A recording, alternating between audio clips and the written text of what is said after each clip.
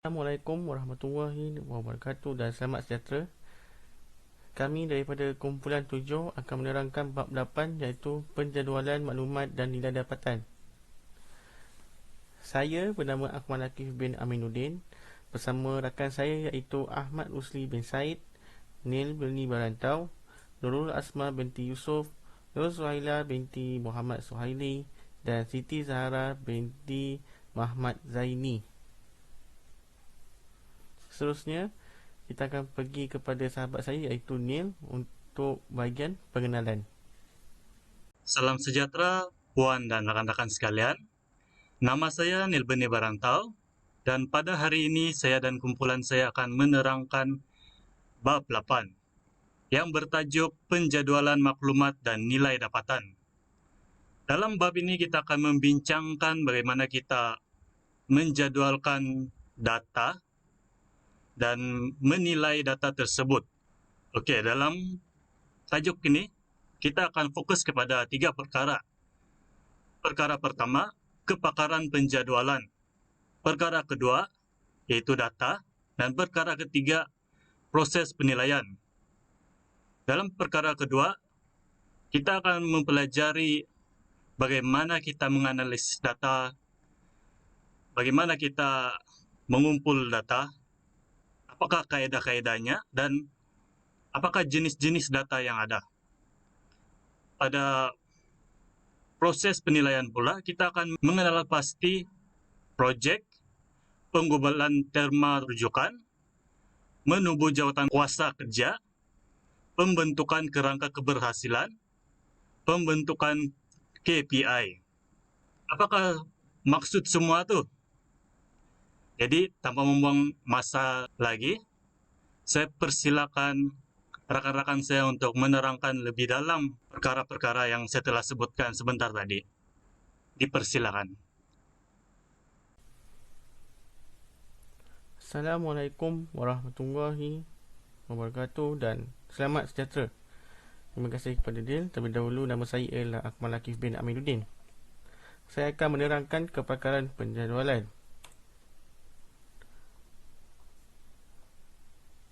Jadi dalam penjadualan adalah untuk menganggarkan masa diperlukan untuk menyiapkan projek.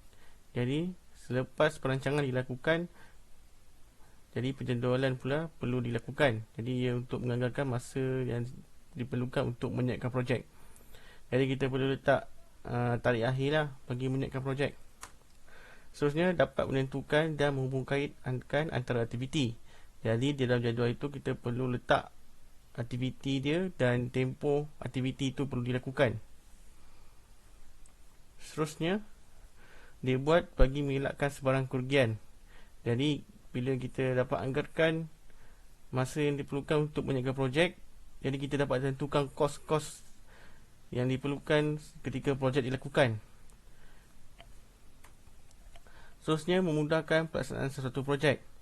Jadi dia akan memudahkan kita lah bila kita akan tahu bila projek ni boleh siap. Jadi kita boleh tahu berapa lama kita akan sewa mesin-mesin ke, berapa bayaran gaji, berapa bulan, semua kita boleh kira di situ. Dan satu cara untuk mempercepatkan projek ni siap ialah dengan contohnya membuat overtime ataupun membeli banyak mesin untuk memudahkan kerja, ya. Seterusnya ialah cara penjadualan dan anggaran. Cara membuat penjadualan ialah menggunakan 4M iaitu Man, Material, Machine and Money. Jadi dia perlu ambil tahu mengenai tenaga kerja, bahan-bahan dan mesin serta duit yang akan digunakan lah ketika projek dijalankan. Seterusnya menggunakan teknik PRT ataupun CPM, teknik penilaian dan kajian projek atau kaedah laluan kritikal yang melibatkan graf rangkaian.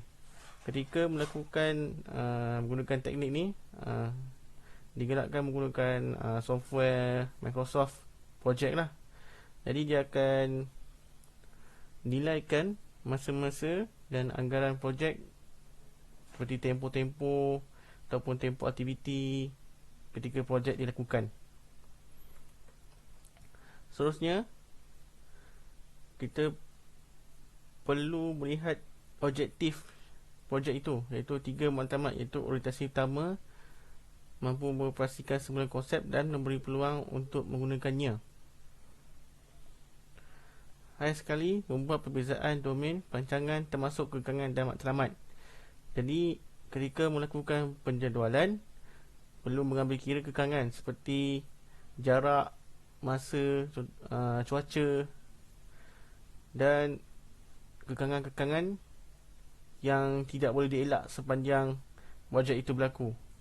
Sekiranya berlaku permasalahan, maka perlulah membuat penjadualan semula ataupun menambah baik dari segi tenaga kerja ataupun mesin, ataupun membuat overtime bagi mengekalkan tempoh masa projek ataupun mengurangkan tempoh masa projek. Sekian, terima kasih. Seterusnya pergi ke rakan saya untuk menerangkan topik seterusnya lah. Assalamualaikum dan selamat sejahtera. Nama saya Nur Suhaila binti Muhammad Suhaili, nombor matrik DB180110. Saya akan menerangkan tentang data. Apa itu analisis data?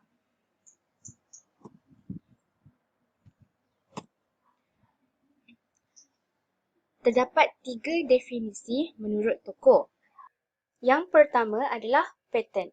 Pattern mendefinisikan analisis data sebagai satu proses mengatur ukuran data, mengorganisasikannya ke dalam satu pola, kategori dan satuan huraian dasar. Yang kedua, Bogdan dan Teller. Mereka mengatakan analisis data merupakan satu proses yang memperincikan usaha formal untuk menemukan tema dan merumuskan hipotesis berdasarkan analisis data yang mereka dapat. Yang ketiga adalah leksi. Leksi dia beri definisi berdasarkan daripada pattern dan juga Bogdan Teller.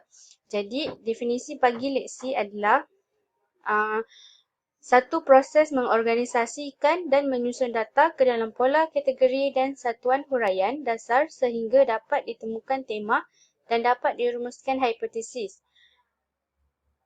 Definisi analisis data pada leksi adalah gabungan kepada pattern dan juga Bogdan dan Teller. Seterusnya, saya akan menerangkan tentang kaedah mengumpul data. Terdapat 3 kaedah dalam mengumpul data, iaitu pemerhatian, temu bual dan soal selidik. Yang pertama adalah pemerhatian. Pemerhatian dalam proses pengumpulan data merupakan proses yang berterusan yang dijalankan oleh pengkaji pada setiap kali proses itu berlangsung dan dia berlaku secara tidak langsung. Dalam dalam kaedah pemerhatian, pemerhatian secara berstruktur telah digunakan untuk memerhati, mendengar dan merekod maklumat yang pengkaji dapat.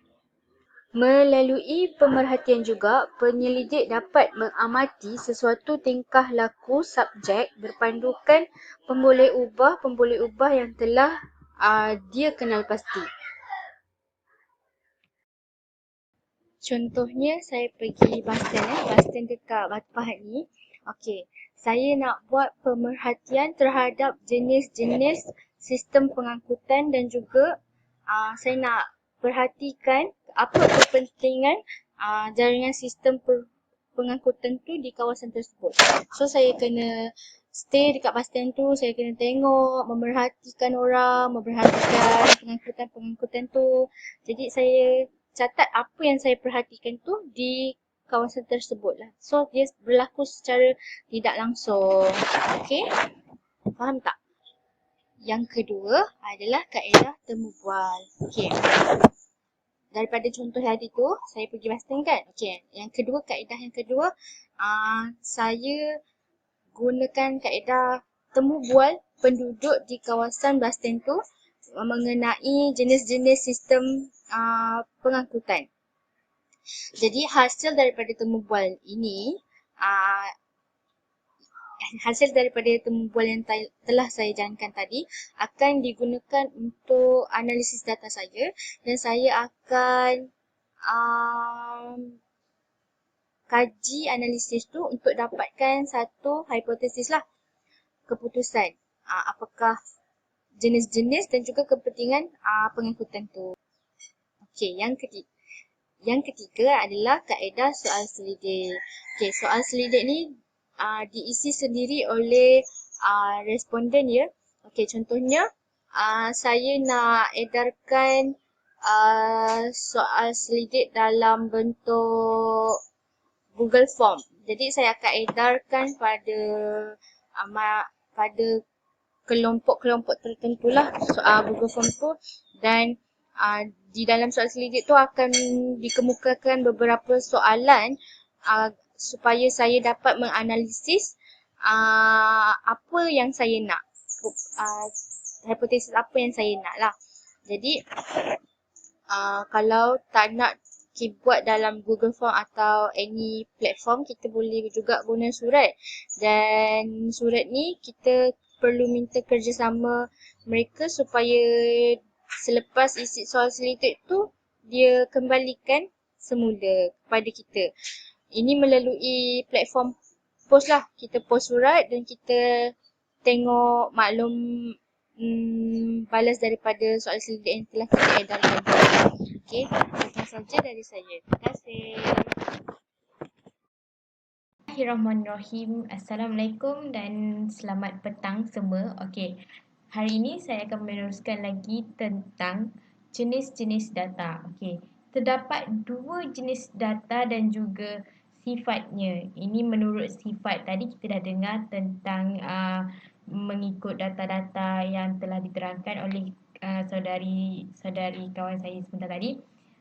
Okey, di dalam jenis data yang pertama iaitu jenis data kualitatif. Okey, di dalam kualitatif merupakan label ataupun nama-nama yang digunakan untuk mengidentifikasikan sesuatu elemen. Jadi kita akan menggunakan nama-nama. Jadi jika terlibat dengan nama ataupun labeling, okey, jadi di situ kita dapat kenal pasti bahawa jenis data itu adalah jenis data kualitatif. Okey, kemudian adalah nominal atau ordinal. Okey, ini menunjukkan skala pengukurannya. Sebagai contoh saya boleh terangkan dekat sini data yang merupakan data angka ataupun bukan angka, iaitu data ordinal dan juga data nominal. Okey, beralih pula kepada jenis data kuantitatif. Okey, di dalam data kuantitatif ini mengidentifikasikan seberapa banyak. Maksudnya data yang kita buat itu data yang nilai dia terlalu besar. Contohnya populasi manusia dekat atas bumi ni. Jadi kita akan menggunakan jenis data kuantitatif. Okey, dan kemudian data selalunya angka. Yes, sebab itu saya katakan dia menggunakan nilai yang banyak. Okey. Kemudian iaitu skala pengukuran, iaitu nombor bulat dan pengkadaran. Okey, dia menggunakan skala pengukuran iaitu nombor bulat dan juga pengkadaran. Okey, sebagai contoh dalam pengkadaran dan data pengkadaran dan data interval. Okey, itu saja yang dapat saya terangkan.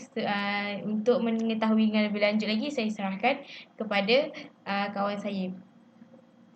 Sekian, terima kasih. Assalamualaikum. Assalamualaikum warahmatullahi wabarakatuh. Nama diberi Ahmad Rusli bin Said, bermetrik number DB180057. Seterusnya saya akan membentangkan subtopik 8.3, iaitu proses penilaian. Proses penilaian outcome perlu dilakukan terhadap semua projek ataupun program pembangunan yang telah siap, iaitu projek yang telah siap dan memerlukan proses penilaian ataupun dipanggil penilaian outcome. Beberapa kriteria penilaian outcome yang perlu dilakukan. Okey, ada 4. Pertama, keutamaan nasional, iaitu projek ini penting untuk memenuhi kehendak rakyat. Contohnya pembinaan lebuh raya. Okey, pembunuhan lebuh raya ini mampu untuk menjana sosial ekonomi masyarakat setempat. Okey. Yang kedua iaitu kos yang tinggi. Yang mampu memberi pulangan setimpal kepada rakyat, seperti pembinaan lapangan terbang, jalan raya dan sebagainya, keperluan asas. Projek-projek tersebut akan memberi pulangan setimpal kepada rakyat atas pelaburan yang rakyat lakukan. Seterusnya iaitu golongan sasar yang besar. Memberi impak, iaitu projek yang memberi impak positif pada golongan sasar tertentulah, seperti pembinaan LRT dan kereta api di bandar-bandar besar di semenanjung Malaysia. Hal ini akan membantu golongan sasar yang tidak mempunyai kenderaan untuk menggunakan LRT dan kereta api. Okey. Seterusnya yang terakhir iaitu kesan berganda, iaitu projek memberikan kesan berganda sama ada langsung ataupun tidak langsung dari aspek ekonomi, sosial, politik ataupun alam sekitar. Okey. Penilaian ini wajar dilakukan untuk menyebarkan kejayaan dan amalan baik projek tersebut kepada rakyat, khususnya dalam suatu kelompok masyarakat. Okey, seterusnya saya akan bentangkan subtopik 8.3.2 iaitu pengubalan terma rujukan ataupun TOR. Apa itu TOR? TOR iaitu dokumen khas yang dibangunkan oleh pelanggan dan diluluskan oleh eksekutif yang menggariskan keperluan, parameter dan ciri-ciri asas operasi projek. Kemudian atau sistem, dengan kata lain, digunakan oleh pelaku atau kontraktor dalam menjalankan kerja. Iaitu TOR ini dilakukan sebelum melakukan penilaian outcome. Okey. Tujuan TOR ini adalah untuk memastikan pihak pengurusan mengambil maklum dan bersetuju dengan cadangan kajian yang dijalankan. Okey. TOR ini terdiri daripada objektif kajian, skop, metodologi, kaedah persampilan, responden, teknik analisis dan tempoh kajian. Assalamualaikum dan salam sejahtera. Saya Siti Zahra binti Muhammad Zaini. Okay, saya akan teruskan dengan subtopik yang seterusnya iaitu penubuhan jawatan kuasa kerja atau pasukan kajian. Okay, seperti yang kita sedia maklum, dalam proses penilaian akan ditubuhkan satu jawatan kuasa kerja. Tugasnya adalah untuk menghasilkan satu laporan penilaian outcome yang berkualiti. Dalam jawatan kuasa tersebut terdiri daripada ahli-ahli yang terlibat dalam projek pembangunan, iaitu dari pada peringkat perancangan, pelaksanaan dan penilaian. Jawatan kuasa kerja ataupun pasukan kajian ini boleh diwujudkan sama ada dalam peringkat dalaman ataupun melibatkan agensi luar mengikut kepada projek yang dinilai. Okey, seterusnya bentukan kerangka keberhasilan. Okey, kerangka keberhasilan ini dalam kata lain adalah result framework yang akan memaparkan maklumat dan hubung kait antara yang pertama KRA, bidang keberhasilan utama, yang kedua objektif program ataupun objektif projek pembangunan, yang ketiga KPI, Key Performance Indicator. Okey, KPI ini adalah satu sistem pengukuran yang mudah, berkesan dan membantu organisasi dalam menjelaskan atau mengawal tahap kemajuan selari dengan misi dan visi sesebuah organisasi. Okey, yang keempat sasaran output dan yang kelima sasaran outcome. Selepas pembentukan kerangka keberhasilan, diwujudkan pula rantaian keputusan. Rantaian keputusan ini menunjukkan dengan lebih jelas tentang hubung kait antara semua elemen yang disebutkan tadi. Dalam sesuatu proses dalam satu projek akan melalui 3 proses, iaitu perancangan, yang kedua pelaksanaan dan pemantauan, dan yang ketiga proses penilaian. Okey. Dalam proses perancangan, terdapat aspek input, iaitu sumber yang digunakan, seperti contoh kewangan, bahan, jentera dan lain-lain. Pada proses yang kedua, pelaksanaan dan pemantauan, terdapat 2 aspek, iaitu aktiviti. Aktiviti yang dilakukan dengan input untuk mencapai output. Yang kedua iaitu output adalah hasil langsung daripada pelaksanaan aktiviti. Pada proses yang ketiga iaitu proses penilaian, terdapat outcome iaitu hasil daripada output, seperti contoh peningkatan penghasilan hasil dan peningkatan pendapatan. Seterusnya adalah aspek impact iaitu kesan daripada output. Seperti contoh peningkatan ekspor makanan negara dan pengurangan import makanan negara. Ini adalah satu contoh kerangka keberhasilan.